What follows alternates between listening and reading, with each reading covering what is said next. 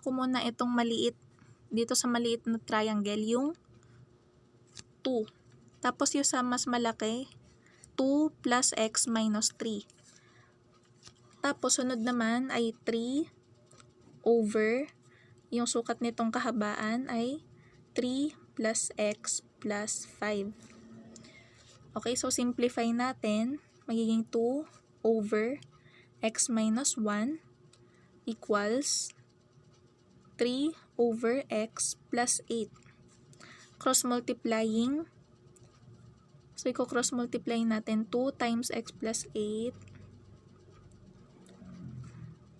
equals 3 times the quantity of x minus 1. Okay, so distribution 2x plus 16 equals 3x minus 3. So, ito na ulit.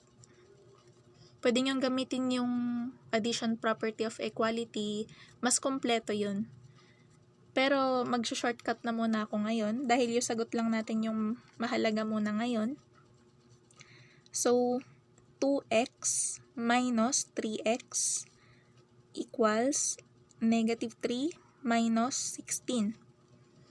Ayan, kung gusto nyo mag-review ng pag-subtract ng mga negative, ayan, may video tayo para doon sa subtraction of integers. So, 2x minus 3x ay negative x equals negative 19. Dahil ang hinahanap lang natin ay yung x lang, so magmumultiply tayo ng negative 1 both sides. Ano yun? Multiplication property of equality. Kapag nagmultiply ka sa kabila, dapat imumultiply mo rin dito. So, magiging x na lang equals 19.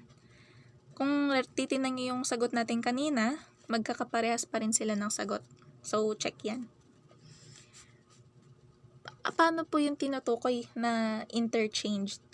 Ngayon, kung maalala nyo, kinuha muna natin yung sa maliit na triangle. Diba yan yung nasa numerator natin? Itong 2, tapos itong 3, sila yung nasa numerator. Paano kung ang uunahin natin ay yung nasa mas malaking triangle? Itong sukat ng 2, itong kabuuan nitong 2 plus x minus 3.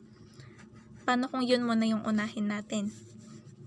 So, magiging 2 plus x minus 3 all over 2 equals, ano yung sukat ng kabuuan? 3 plus x plus 5 over 3. Tingnan natin kung parehas pa rin yung lalabas na sagot. So, x minus 1 over 2 is equal to x plus 8 over 3. So, 3, cross-multiplying. So, 3 times the quantity of x minus 1 equals 2 times the quantity of x plus 8. So, 3x minus 3 equals 2x plus 16. Nakita nyo ulit, magkapareha sila ng laman, magkaiba na lang yung position nila sa equal sign. Ayan, so 3x, tapos yung shortcut natin, minus 2x equals 16 plus 3. Positive yung 2x dito, kaya kapag nilipat natin siya, magiging negative na siya dito. Shortcut lang ito, hindi ito yung buong process na gaya nung naituro natin kanina. So, itong negative 3, paglipat, positive 3 na. Maging careful kayo sa mga signs kapag gagamit kayo ng shortcut. Okay, so 3x minus 2x ay x. 16 plus 3 ay 19. So, makikita natin parehas lang yung nakuha nila na sagot. Basta tama yung magkakapartner. Yun yung laging careful. Dapat laging tama yung magkakapartner para parehas lang yung sagot. Ang next nating property ay the means and the extremes can be interchanged. So, a over b equals c over d implies, yun yung basa dito, implies that d over b equals c over a, or a over c equals b over d. So, bigyan natin ng example. Halimbawa, 2 over 3 equals 4 over 6. Ngayon, paano nga ulit yung way ng pag-check kung equal sila? The product of the means is equal to the product of the extremes. So, extremes natin, 6 times 2 ay 12.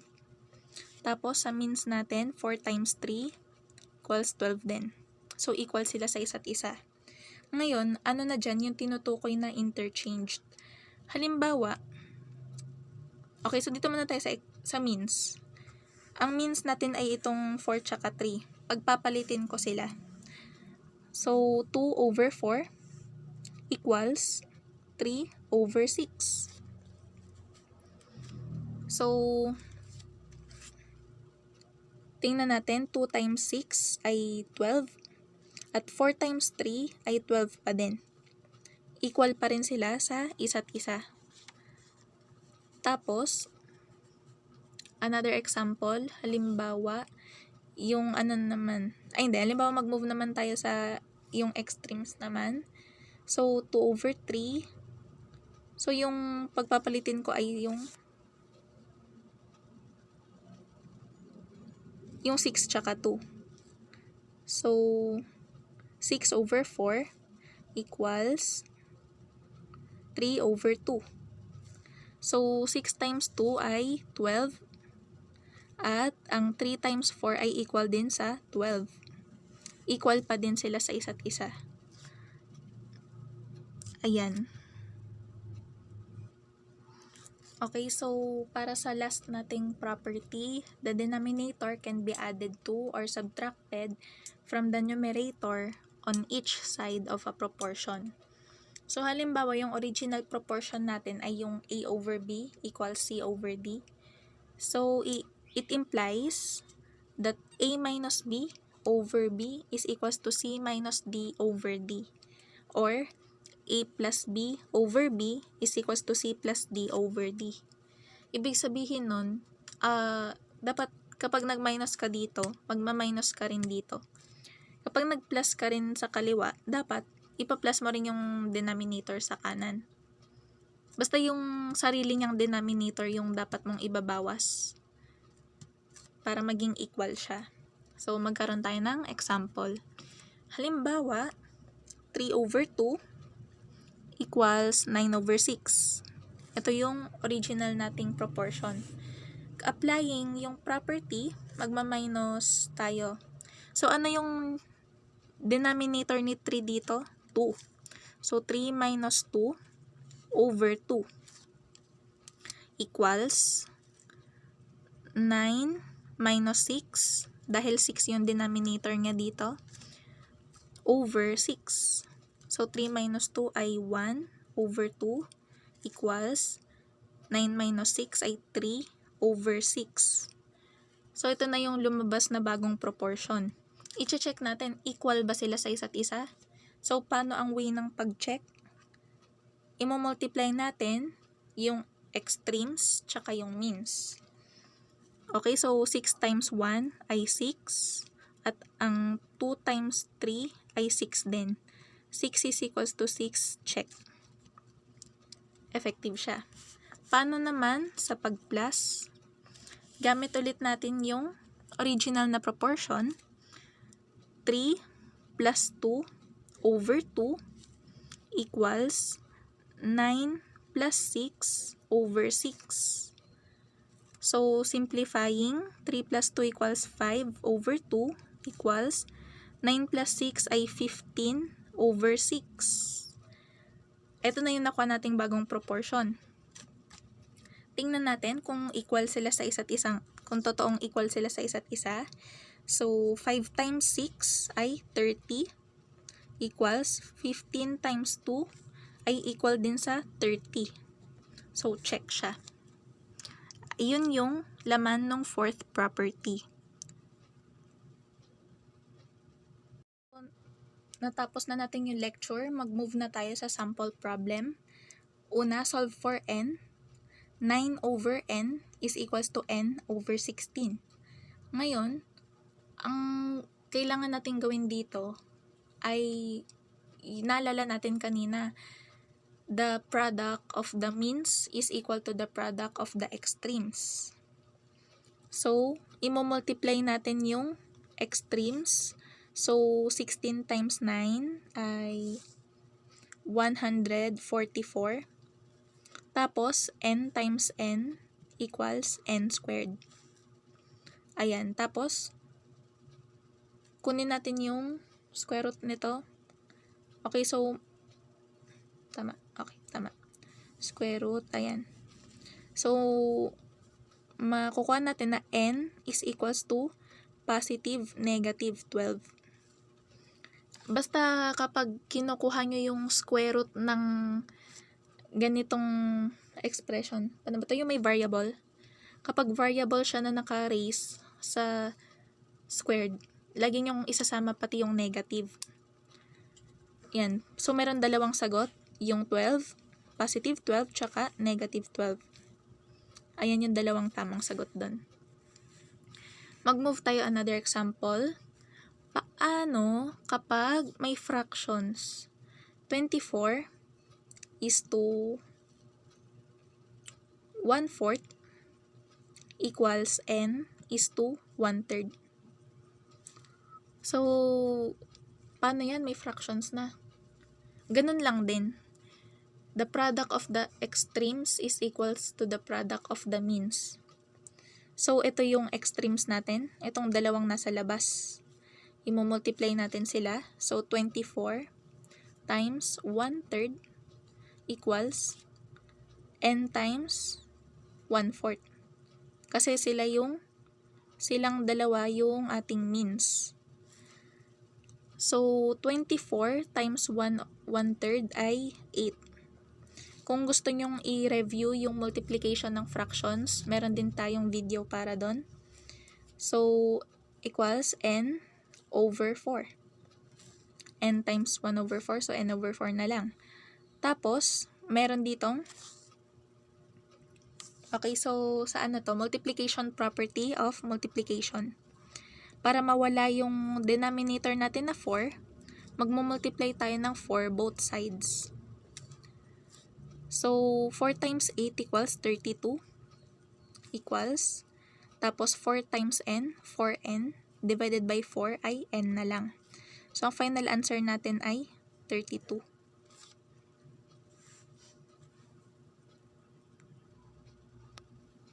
Okay, so example, the angles of a triangle are in a ratio 5:3:2.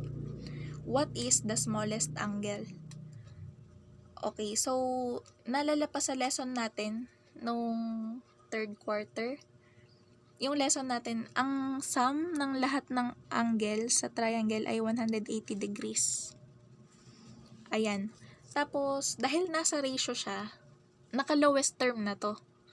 Naka-lowest term na yung 5:3:2. Ibig sabihin, meron pa dyang i-multiply na hindi natin alam. So, para doon, magre-represent tayo ng variable x.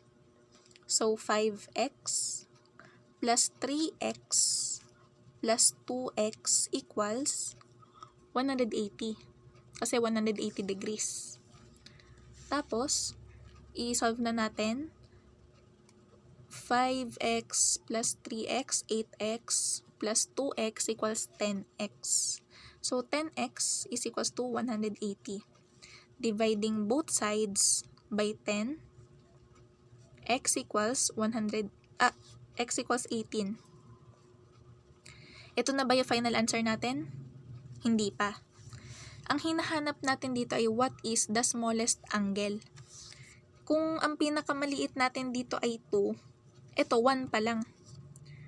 1 pa lang yan. Kaso ang pinakamaliit daw ay 2.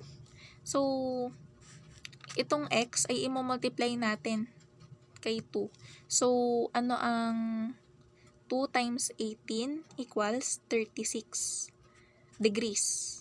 So, ang final answer natin, what is the smallest angle? 36 degrees. Okay, so para sa ating last question, galing ito sa 2016 MMC Elimination Rounds. In triangle ABC, AB is parallel to DE AC equals 10 centimeters, CD equals 7 centimeters, and CE equals 9 centimeters. Find BC. So, sa ganitong question, kailangan nating mag-drawing. Tayo yung gagawa ng drawing. So, tandaan natin na yung drawing natin ay laging hindi pa siya on scale. Hindi tayo sure kung tama yung drawing natin, ganyan. Basta dapat maging tama yung solution natin. So, ito yung A, B, at C. Sabi, AB is parallel to DE. Ano ba yung parallel? Yung straight line sila na hindi sila magmi-meet kahit kailan. Same yung distance ng dalawang line. So, halimbawa ito si DE. Ayan. Medyo mukha siyang parallel. Tapos, ang sabi, AC is equals to 10. So, simula dito hanggang dito ay 10. Tapos, yung CD daw ay 7. Ito yon CD. Ayan yung CD. Tapos, yung CE ay 9. 9 cm. Ito lang yan, CE. Ang hinahanap natin, itong BC.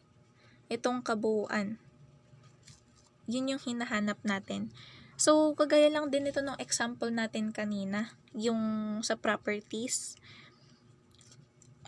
Ayun. So, halimbawa pipiliin ko 10. Yung kabuuan nito. Yung kabuuan nito over itong tipak. Yung parang part lang. So, over 7. Equals yung kabuuan.